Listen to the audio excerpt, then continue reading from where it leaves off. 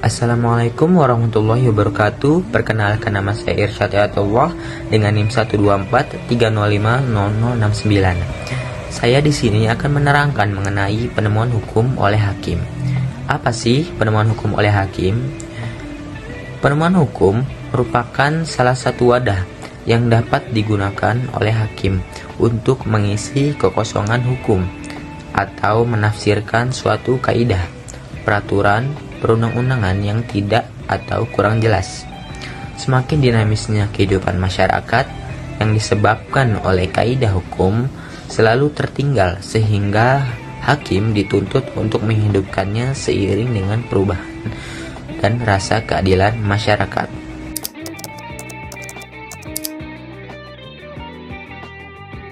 Kemudian terdapat dua pengertian dari penemuan hukum yang akan saya jelaskan. Yang pertama, pengertian penemuan hukum dalam arti sempit adalah jika peraturannya sudah ada dan sudah jelas, di mana hakim tinggal menerapkannya saja. Ahmad Ali 1988. Dalam penerapannya, hakim tetap dianggap melakukan penemuan, yaitu menemukan kecocokan antara maksud atau bunyi peraturan undang-undang dengan kualifikasi peristiwa ataupun kasus yang konkretnya. Sudikno Murtokusumo pada tahun 1993 memberikan gambaran tentang penemuan hukum dalam arti sempit sebagai suatu penemuan hukum terutama dilakukan oleh hakim dalam memeriksa dan memutuskan suatu perkara. Penemuan hukum oleh hakim ini dianggap yang mempunyai wibawa.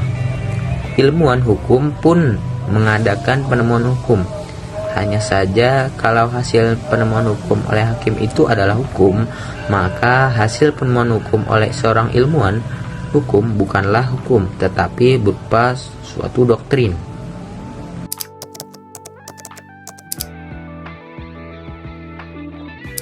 Selanjutnya adalah pengertian penemuan hukum dalam arti yang luas.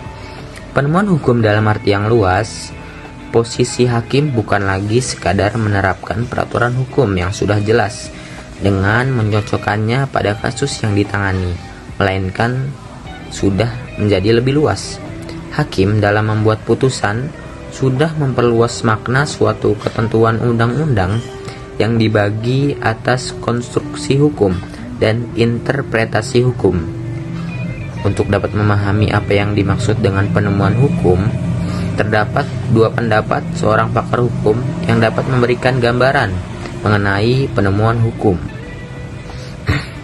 Yang pertama adalah seorang Van Eykema Holmes menyatakan bahwa penemuan hukum lazimnya diartikan sebagai proses pembentukan hukum oleh hakim atau petugas-petugas hukum lainnya yang diberikan tugas melaksanakan hukum terhadap peristiwa-peristiwa yang konkret. Kemudian, pakar yang kedua adalah Paul Solton menyatakan bahwa penemuan hukum adalah sesuatu yang lain daripada hanya penerapan peraturan-peraturan pada peristiwanya.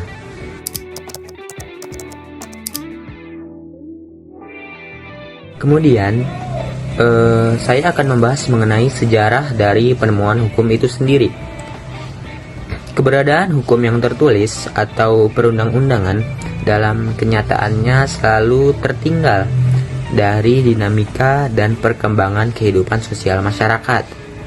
Bagi kaum yang menganut paham dogmatik yang melihat hukum sebagai peraturan tertulis, menganggap bahwa hakim hanyalah bertugas untuk menghubungkan antara fakta yang konkret dengan ketentuan undang-undang. Selain undang-undang berarti bukan hukum. Untuk mengantisipasi perkembangan dan perubahan masyarakat yang kian pesat, maka undang-undang dengan sejumlah kelebihan dan kelemahannya seperti sifatnya yang statis, kaku, dan lamban mengikuti dinamika masyarakat, tampaknya harus dilengkapi dengan penemuan hukum oleh hakim untuk mengantisipasi kelemahannya. Namun, pemakaian istilah penemuan hukum itu sendiri belum disepakati oleh para ahli hukum. Ada ahli yang memilih istilah pembentukan hukum dengan asumsi bahwa hakim bukan sekadar menemukan hukum, melainkan membentuk hukum melalui putusannya yang disebut sebagai judge-made law.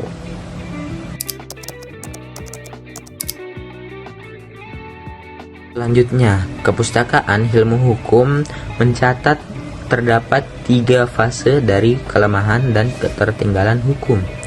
Fase yang pertama ialah fase sebelum tahun 1800. Pada fase tahun 1800, sama sekali belum ada hukum yang tertulis dalam bentuk undang-undang maupun kaidah hukum yang mengatur masyarakat.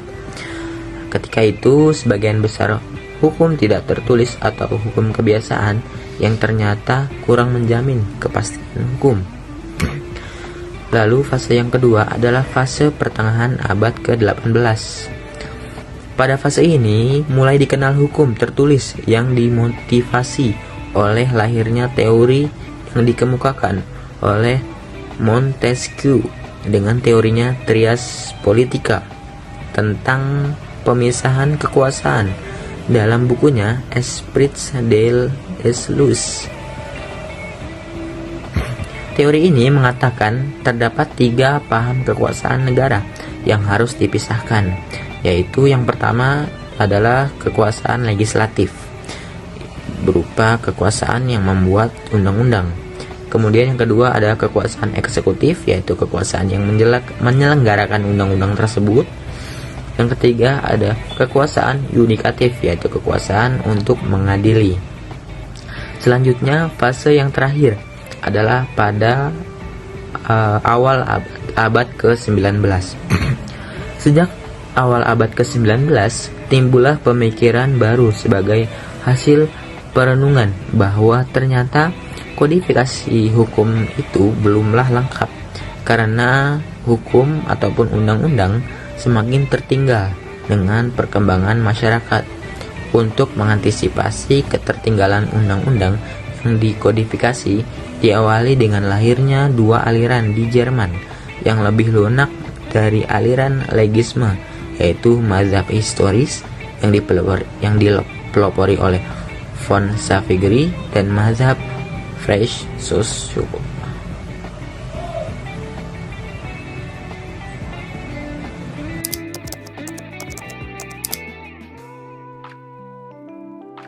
Selanjutnya, ada dasar-dasar penemuan hukum oleh hakim. Secara umum, dasar penemuan hukum di Indonesia selain karena adanya asas universal juga tersirat dalam perundang-undangan. Yang pertama ada pada asas Churyanovic, yaitu hakim dianggap mengetahui hukum, sehingga hakim tidak boleh menolak suatu perkara yang diajukan kepadanya dengan alasan peraturannya kurang jelas ataupun tidak ada peraturannya. Suatu peristiwa atau perkara hukum yang memungkinkan belum ada ketentuannya atau peraturannya ada tetapi kurang jelas. Dengan demikian pun hakim tetap wajib memeriksa perkara tersebut sekaligus memutuskannya. Kemudian ada pada pasal 5 ayat 1 Undang-Undang Nomor 48 Tahun 2009 tentang kekuasaan kehakiman yang menegaskan bahwa hakim dan hakim konstitusi wajib menggali, mengikuti, dan memahami nilai-nilai hukum dan rasa keadilan yang hidup di dalam masyarakat. Ketentuan ini menuntun hakim agar dalam menjatuhkan putusan wajib memperhatikan dan memaknai nilai-nilai hukum seperti perasaan hukum dan kesadaran hukum masyarakat dalam menjatuhkan putusan.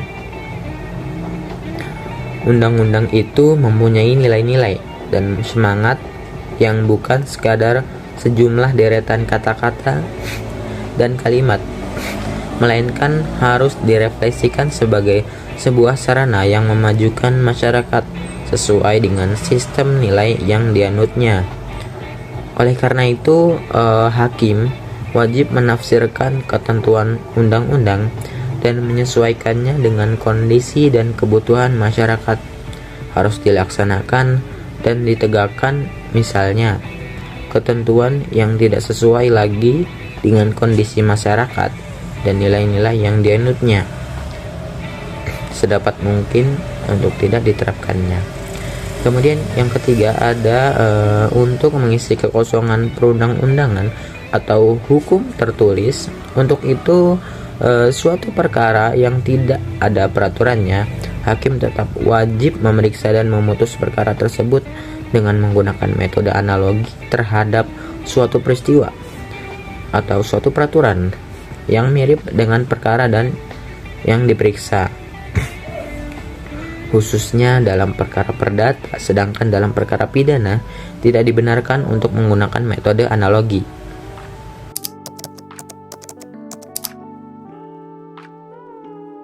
Selanjutnya ada pada perkembangan penemuan hukum. Aliran-aliran perkembangan antara tugas hakim dan eksistensi undang-undang hakim dikenal dalam 3 aliran. Yang pertama ada aliran prakodifikasi hukum, yaitu sebelum tahun 1818. Sebelum dikenal adanya hukum tertulis atau hukum kodifikasi hukum, dan hukum yang berlaku adalah hukum tidak tertulis atau hukum kebiasaan, sehingga penemuan hukum juga belum ada. Kemudian ada aliran legis yang menganggap bahwa undang-undang itu sudah lengkap, di luar undang-undang bukanlah hukum. Aliran ini memandang hakim sebagai pelaksana undang-undang belaka. Sama sekali tidak dikenal hukum sebagai akibat undang-undang, dianggap sudah lengkap, sehingga tidak perlu lagi ditafsirkan. Kehadiran aliran legis didasarkan pada ajaran Montesquieu tentang trias politika atau pemisahan 3 kekuasaan, yaitu kekuasaan eksekutif, kekuasaan legislatif, dan juga kekuasaan yudikatif seperti yang sudah tadi kita bahas. Eksistensi undang-undang begitu diagung-agungkan, yang dapat dilihat pada kenyataan Montesquieu bahwa hakim tidak lain hanya corong yang mengucapkan teks undang-undang. Apabila teks itu tidak berjiwa dan tidak manusiawi, para hakim tidak boleh mengubahnya, baik tentang kekuatannya maupun tentang keketatannya. Justianus begitu berani mengancam dengan pidana bagi siapa saja yang memberanikan diri untuk menafsirkan undang-undang. Menurut Justianus, interpretasi terhadap undang-undang merupakan suatu yang salah, dan interpretasi terhadap undang-undang hanyalah dimungkinkan atas persetujuan kaisar sebagai seorang penguasa negara. Nah, aliran yang terakhir ada pada aliran penemuan hukum oleh hakim, menganggap hukum atau undang-undang itu tidak lengkap sehingga perlu diantisipasi dengan penemuan hukum oleh hakim.